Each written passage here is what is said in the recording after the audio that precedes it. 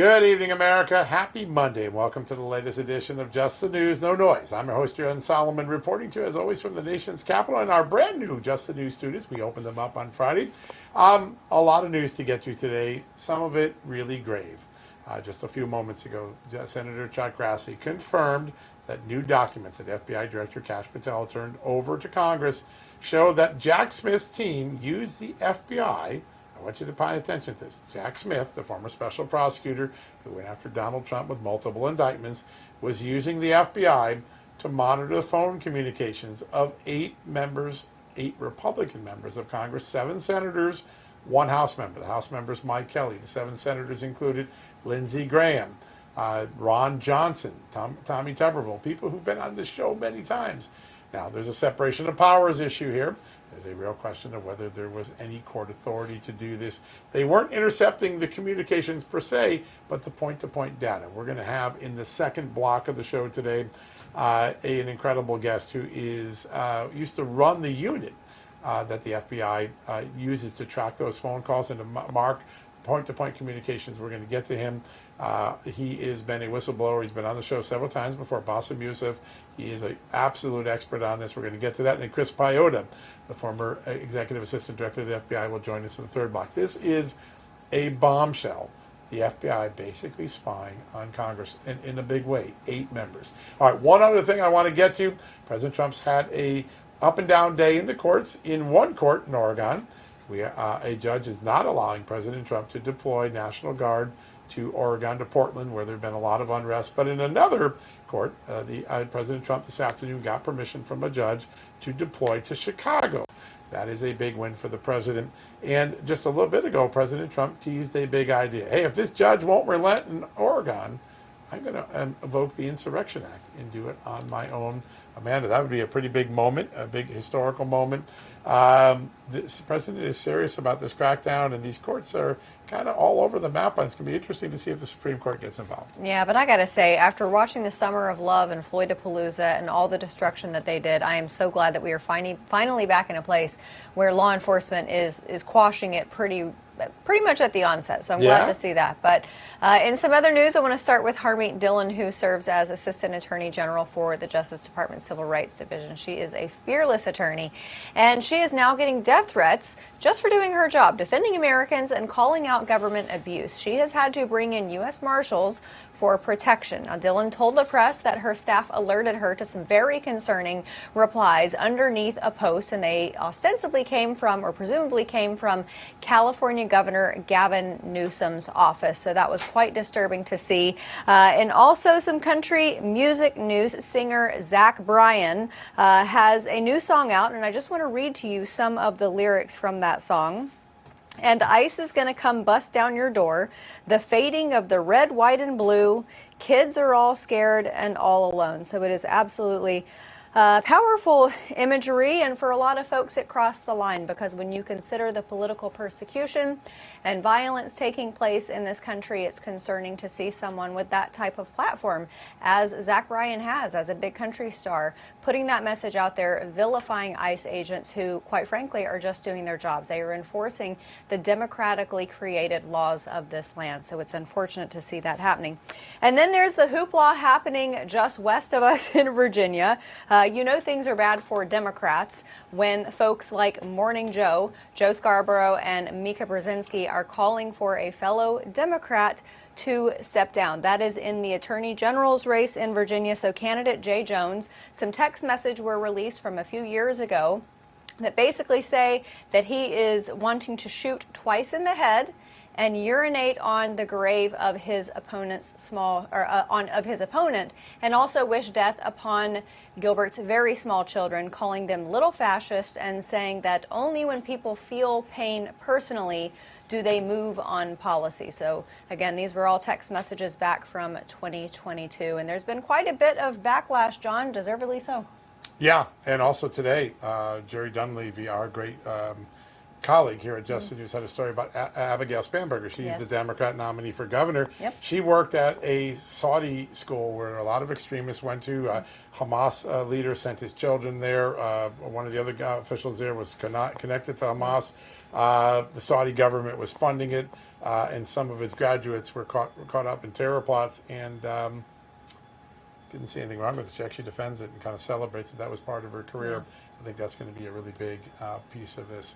All right, I think we have Republican National Committee Chairman, former Republican National Committee Chairman Michael Whatley, now running for the United States Senate. I know it. But I don't know if we have him in our ear yet. We may need to do we have a little bit of communications problems there. Oh, we got it now. There we go. Michael, good to have you on, my friend. It is great to be on with you both.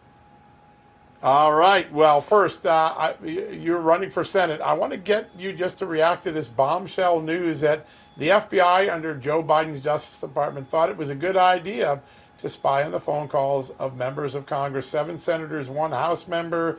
You aspire to be there. Shocked that the FBI would see nothing wrong with that? You know, you run out of expletives to talk about things like this. You can't be shocked anymore. You can't be appalled anymore. You know, it just continues to build when we talk about what the Biden administration, the weaponization of justice, and what they did at the Department of Justice to go after President Trump and his allies, and now even folks in the Senate. It is very, very disturbing. And I think it is high time that we had some accountability for these officials that clearly were violating the Constitution and doing what they did to go after the President Trump, a political opponent, in a way we've never seen done in America before. Yeah. Well, I imagine those with lesser constitutions and fewer guts, I suppose, would be scared off by this because a lot of these members were in the United States Senate, and you're running for United States Senate. When you look at what you can do, what you can effectuate in the upper chamber on Capitol Hill, I imagine this is something in your crosshairs. Well, it absolutely is. You know, look, the highest priority of a government needs to be protecting its kids and its communities and making sure that law enforcement is being deployed to protect our communities, not to be deployed to go after our political opponents. This is absolutely irresponsible by Joe Biden and his administration. It is absolutely intentional. The way that they went after President Trump is really, truly something that we've never seen before and something that we need to never see again. So I want to ask a little bit about your Democrat opponent, Roy Cooper. In an earlier life, he was the governor when Democrats were pushing some of these soft-on-crime policies. There have been some heinous crimes in both of the Carolinas. Sometimes they even cross borders. What responsibility does Roy Cooper have for that sort of Democratic era of letting the bad guys out in the street so they could hurt the good people in this country? Well, he bears direct responsibility for the crimes that we've been seeing in North Carolina, particularly in Charlotte with the death of Irena Zarotska, because he's the one who signed an executive order to reimagine law enforcement. He created cashless bail in North Carolina, and he set up the revolving door that allowed people like DeCarlos Brown Jr. to be arrested and released 14 different times. He is the one who allowed 3,500 convicted felons out of jail. He convicted a number of pardons on his way out the door, and he fought every single day for criminals, not for their victims in North Carolina. Sir, the case of Roy Cooper in North Carolina is interesting because you have a few other states like Kentucky that had governors like Andy Beshear, where it was a largely red state, but with a blue governor. When it comes to these types of blue governors, just Democrats in general who are trying to sell the moderate message, frankly, like Abigail Spanberger is trying to do in Virginia, it seems like something like soft on crime policies, that's going to be one of those issues that separates the wheat from the chaff. It absolutely is. And when we look at Roy Cooper, we can also talk about the fact that he vetoed 2 different bills that would have forced sheriffs to honor ICE detainers and get violent, criminal, illegal aliens out of North Carolina. You know, we can talk about the fact that he vetoed 3 different bills that would have blocked boys from playing in girls' sports or men's from going into women's locker room. You know, when we talk about the vetoes that he had, you know, for 6 different times where he vetoed bills that would balance our budget in North Carolina and cut taxes at the same time. You know, this is a guy who has been radically out of step with North Carolina during his entire tenure as governor. And we need to make sure that the voters of North Carolina understand that this is not an aw shucks Southern blue dog Democrat, that this is a full tilt card carrying member of the Progressive Caucus. Yeah, no, that's it. He's wrapped himself in a different uniform, but he actually has played by the left's rules. There's been a lot of discussion over the last few months over, will Democrats actually start to read the polls? Will they try to pivot? Will they try to move away from this?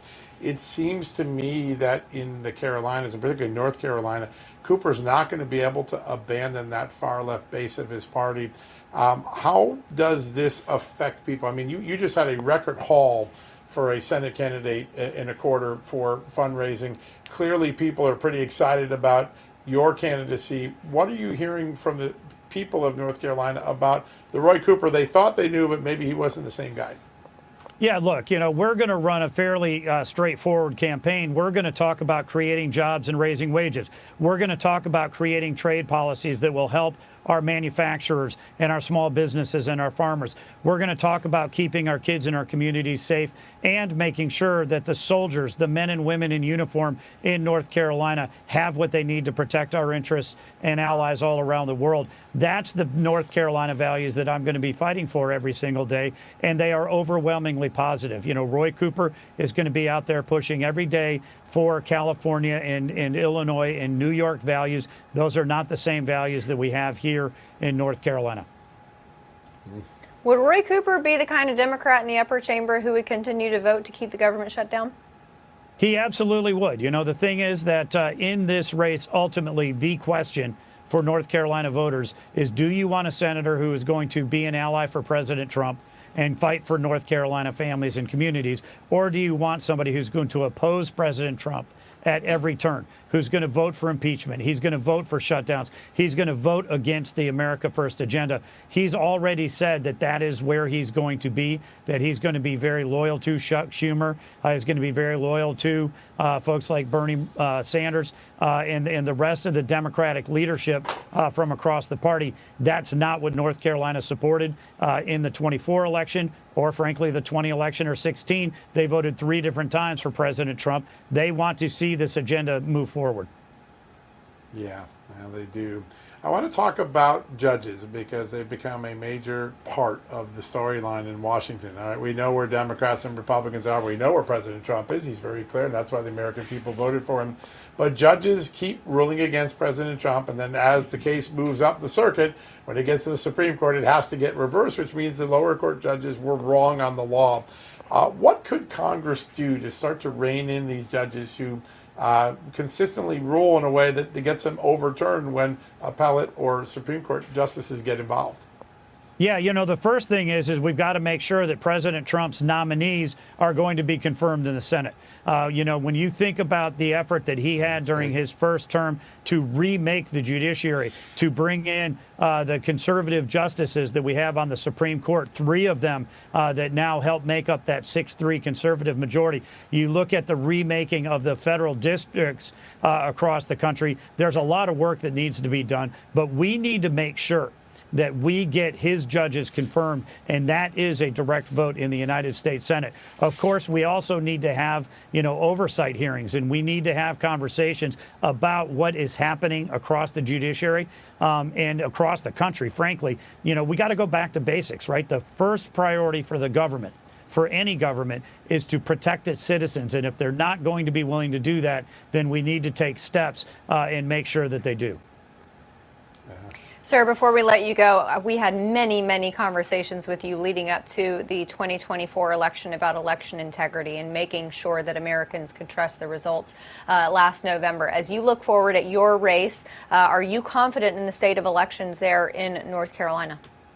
Yeah, we put the program together in North Carolina when I was the state party chair that we ultimately exported to all of the battleground states all across the country. The fact is we're going to get the right rules of the road in place before voting starts. We're going to make sure that we have observers and attorneys in every single precinct across the state. And we're going to make sure that everybody understands that we are there and we are on the wall. The RNC is fully committed to move forward with that program, even with a new chair, Joe Gruters, who's doing a fantastic job as my replacement. And we will certainly have those programs in place here in North Carolina as well.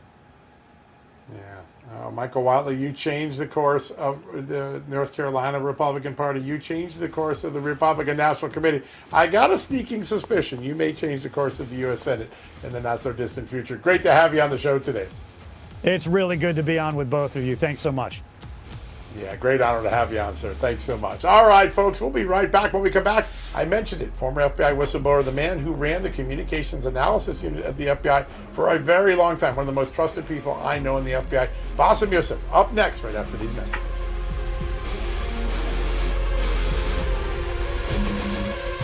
Hey, America, the FBI has been warning about a type of real estate fraud on the rise called home title theft, and your equity is the target. Here's how it works. Criminals forge your signature on a single document, use a fake notary stamp, then file it with the county, and just like that, boom, they're on record as owning your home. Using your ownership, they then take out loans against your equity or even sell your property, and you're not going to know about it until you get a foreclosure or collection notice in the mail, and that's not going to be a good moment. That's why I partnered with Home Title Lock, so you can protect your equity and find out today if you're already a victim. Use my promo code JTN at HometitleLock.com. You'll get a free title history report and a free trial. Their $1 million triple lock protection. That's a great deal. $1 million to protect your home. That's 24/7 monitoring of your title records, urgent alerts to any changes, and if fraud occurs, their U.S.-based restoration team will spend up to $1 million to fix it. Find out why I trust Home Title Lock. Protect yourself like I did. Don't be a victim. Protect your equity today. Go to HometitleLock.com and use that promo code JTN. That's HometitleLock.com, promo code JTN.